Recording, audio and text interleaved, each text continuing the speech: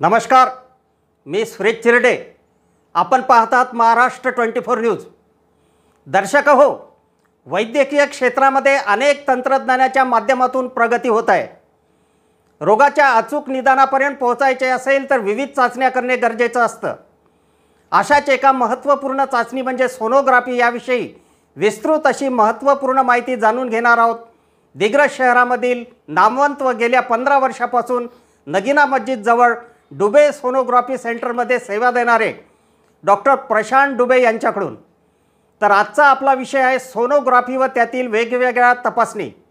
नवीन प्रगत तंत्रज्ञान. डॉक्टर आपणास सोनोग्राफीच्या वेगवेगळ्या तपासण्या सांगतात, जसे की genetic scan, anomaly scan, NT scan, colour Doppler, fetal echo, fetal neuro. परंतु आपणास याबाबत काहीच माहिती नसते.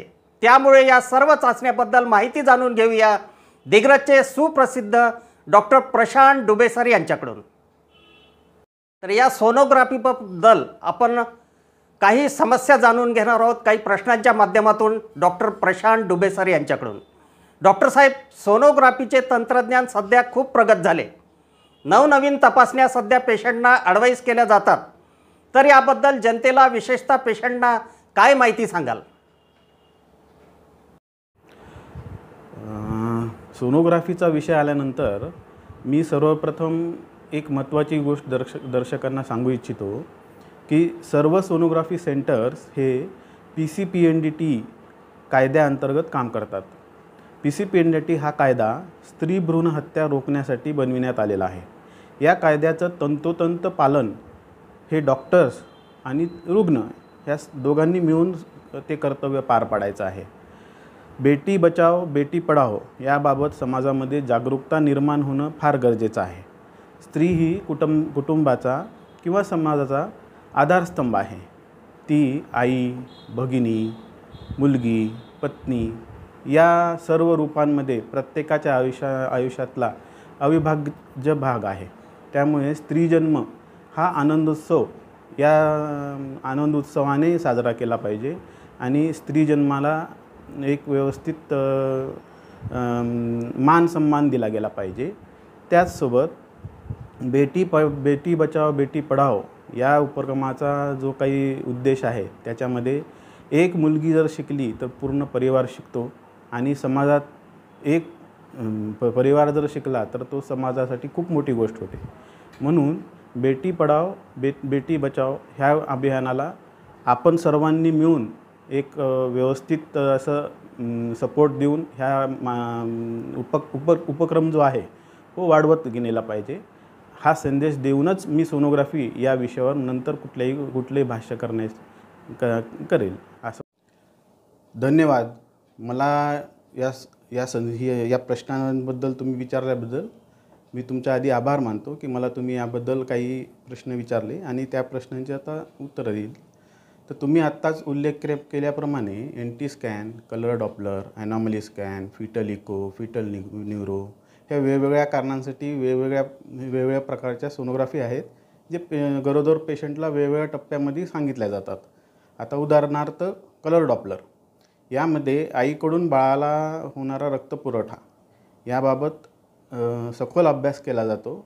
त्यामध्ये कुठं काही अडथळा आहे का, काही बाधा निर्माण होत आहे का, गर्भाच्या वाढीमध्ये काही कमी जास्त प्रमाण आहे का, या सगळ्याबद्दलची माहिती कलर डॉपलर या माध्यमातून आपण पूर्ण करतो. तसंच एनॉमली स्कॅन हा वेगवेगळ्या टप्प्यात वेगवेगळ्या पद्धतीनं केला जातो, ज्याच्यामध्ये बाळामध्ये काही व्यंग आहे का हे पाहिलं जातं आणि त्यावेळी त्या एनॉमली स्कॅनमध्ये व्यंग असेल तर तो सांगितला जातो.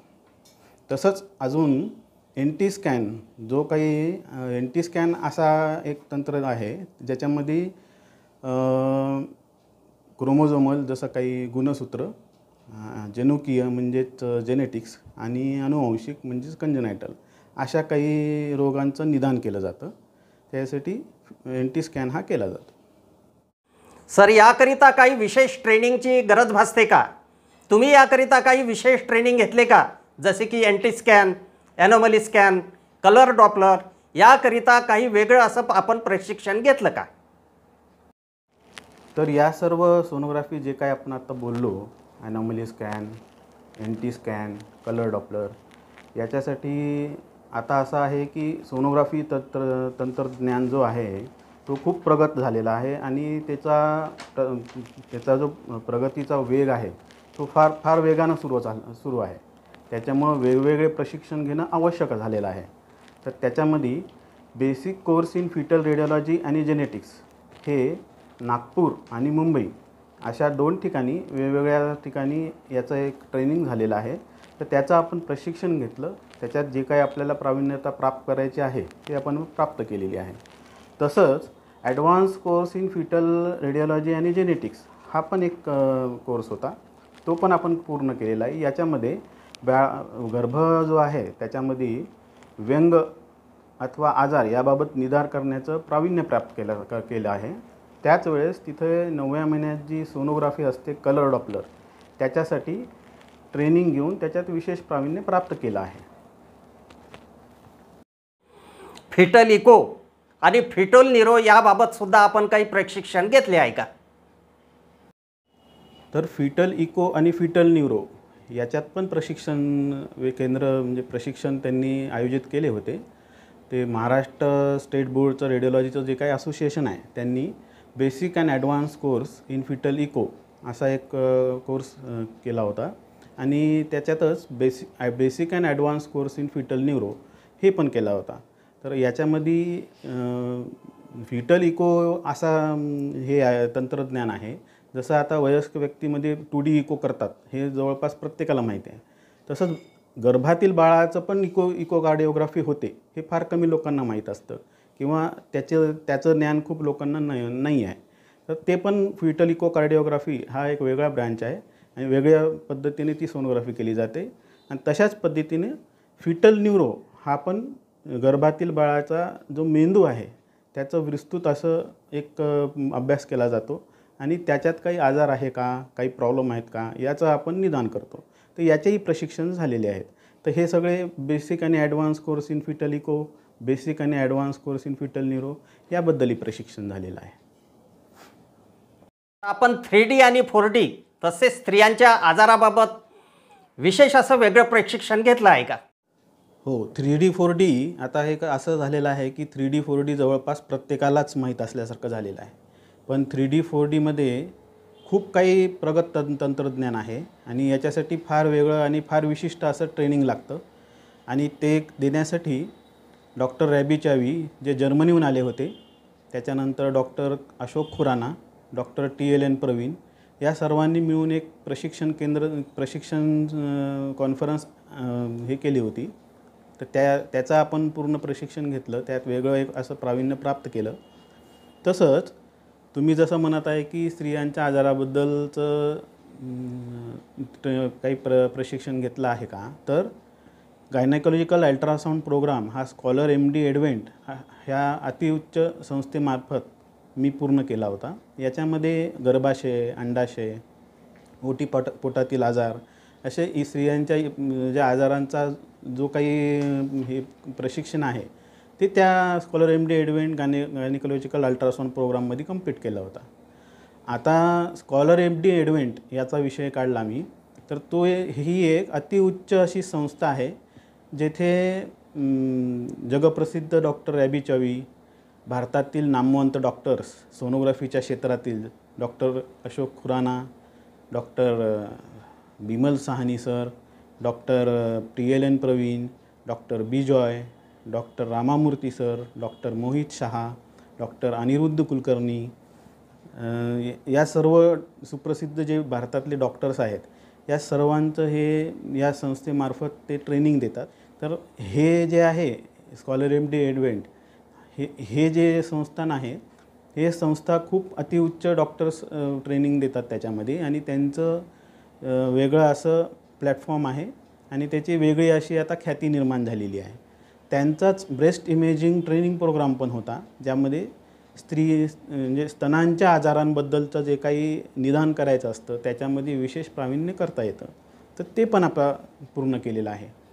आता ह्या सर्व काही गोष्टी ज्या काही ट्रेनिंग आपण घेतल्या या ट्रेनिंगला तुम्हाला एक विशिष्ट असं मशीन पण लागतं, ज्याच्यामध्ये 3D 4D कलर डॉपलर ह्या सगळ्या गोष्टींची आवश्यकता असते. तर ते आता आपल्या सोनोग्राफी सेंटरवर, डुबे सोनोग्राफी सेंटरवर आता उपलब्ध आहे. या मुलाखतीमधला डॉक्टर साहेबांना एक शेवटचा प्रश्न विचारूया की आपण सांगितल्याप्रमाणे अनेक विषयात प्रावीण्य मिळवले, तर आम्हाला सांगा यानंतर सोनोग्राफीबाबत आणखी काही विशेष असे ट्रेनिंग आपण घेणार आहे का? होय, आता आपण हे सगळे जे विषय बोललो या विषयाचं तर प्रावीण्य प्राप्त केलेलं आहेच, पण आता असं आहे की सोनोग्राफी तंत्रज्ञान वरचेवर इतका प्रगत होत चाललेलं आहे की तुम्ही आज एक गोष्ट केली आणि थांबलाच असं चालणार नाही. तुम्हाला कंटिन्युअसली त्याच्यामध्ये पुढं करत राहाच लागणार आहे. तर त्याच्यासाठी वेगवेगळ्या सेंटर्समध्ये वेगवेगळ्या ठिकाणी आपण ऑलरेडी तिथं आपण ऑलरेडी सगळीकडे रजिस्टर करून ठेवलेले आहेत आणि त्या वेळेला ज्यावेळेस ते कॉन्फरन्सेस होतील ते आपण अटेंड करून त्याच्यामध्ये प्रावीण्य प्राप्त करणारच आहोत. तर हे होते दिग्रजचे सुप्रसिद्ध डॉक्टर प्रशांत डुबे, ज्यांनी आपणास सोनोग्राफीच्या सर्व चाचण्यांची विस्तृत अशी माहिती दिली, जी निश्चितपणे दर्शकांच्या फायद्याची ठरणार आहे.